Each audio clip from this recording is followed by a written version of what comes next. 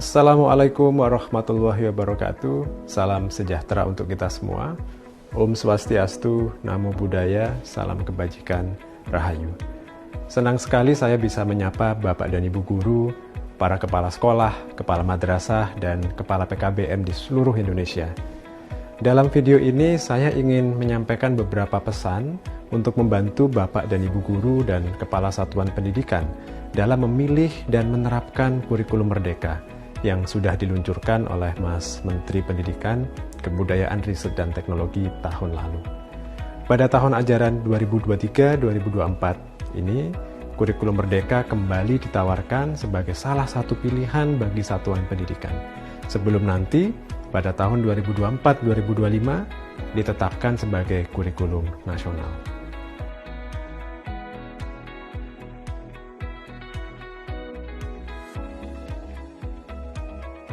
Untuk itu, pesan pertama yang ingin saya sampaikan adalah bahwa kurikulum Merdeka bertujuan untuk meningkatkan kualitas pembelajaran bagi semua murid. Peningkatan kualitas pembelajaran secara berkeadilan ini merupakan tujuan utama dari Merdeka Belajar secara keseluruhan. Karena itu, kurikulum Merdeka dirancang selaras dengan program-program Merdeka Belajar yang lain, mulai dari asesmen nasional, rapor pendidikan, berbagai program pelatihan guru, sampai seleksi masuk perguruan tinggi negeri.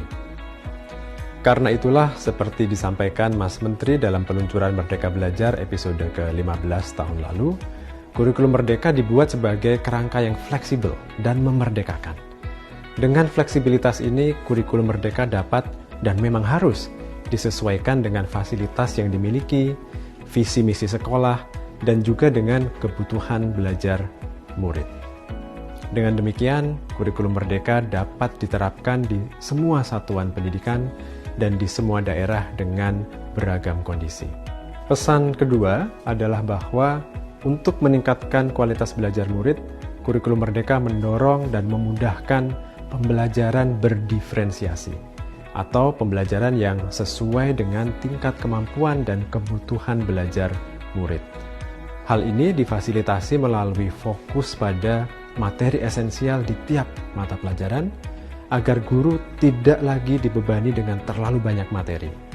Hal ini juga didorong melalui rumusan capaian pembelajaran yang tidak lagi per tahun, melainkan per fase yang lebih panjang. Dengan fokus pada materi esensial dan waktu lebih lama untuk mencapai tujuan pembelajaran, Bapak dan Ibu guru tidak lagi terbebani dengan terlalu banyak materi, sehingga bisa melakukan asesmen awal dan menyesuaikan kecepatan mengajar Anda dengan tingkat kemampuan murid. Pembelajaran berdiferensiasi ini juga mendorong guru untuk tidak hanya bergantung pada buku teks saja. Bahkan, guru dapat memilih untuk menggunakan bab-bab tertentu dari sebuah buku teks, atau menggunakan buku teks dari jenjang kelas yang lebih tinggi atau lebih rendah, sesuai dengan kebutuhan belajar murid Bapak dan Ibu guru. Bapak dan Ibu guru juga diharap menggunakan dan atau memodifikasi berbagai sumber belajar lain selain buku teks, termasuk yang sudah kita sediakan dalam platform Merdeka Mengajar.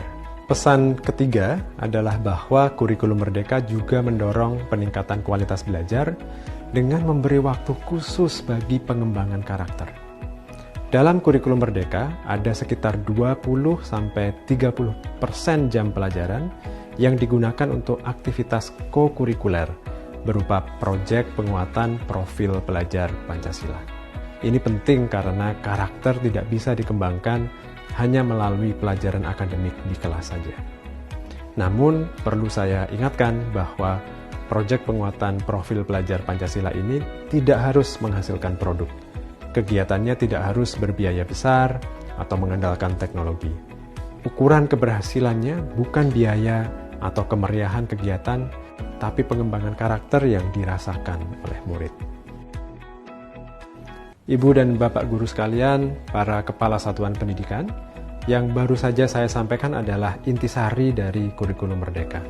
Saya mendorong Ibu dan Bapak guru dan para kepala satuan pendidikan untuk mempelajari lebih lanjut berbagai panduan yang ada, terutama panduan pengembangan kurikulum operasional satuan pendidikan sebagai gambaran umum dalam mengembangkan dan mengelola kurikulum di satuan pendidikan. Juga panduan pembelajaran dan asesmen untuk merancang pembelajaran dan melakukan asesmen di kelas. Dan juga ada panduan pengembangan proyek penguatan profil pelajar Pancasila sebagai inspirasi untuk merancang dan melaksanakan P5. Selain itu juga ada dokumen tahapan implementasi kurikulum merdeka sebagai gambaran kepada guru dan satuan pendidikan tentang bagaimana kurikulum merdeka dapat diimplementasikan secara bertahap sesuai kesiapan masing-masing satuan pendidikan.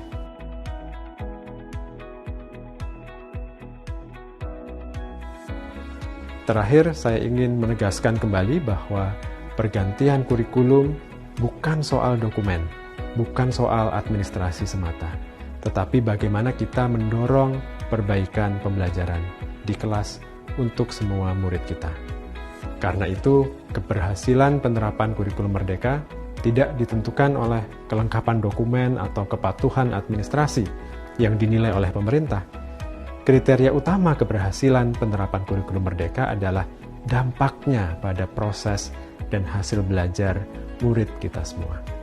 Terima kasih atas perhatiannya Bapak dan Ibu semuanya. Wassalamualaikum warahmatullahi wabarakatuh. Salam sejahtera untuk kita semua.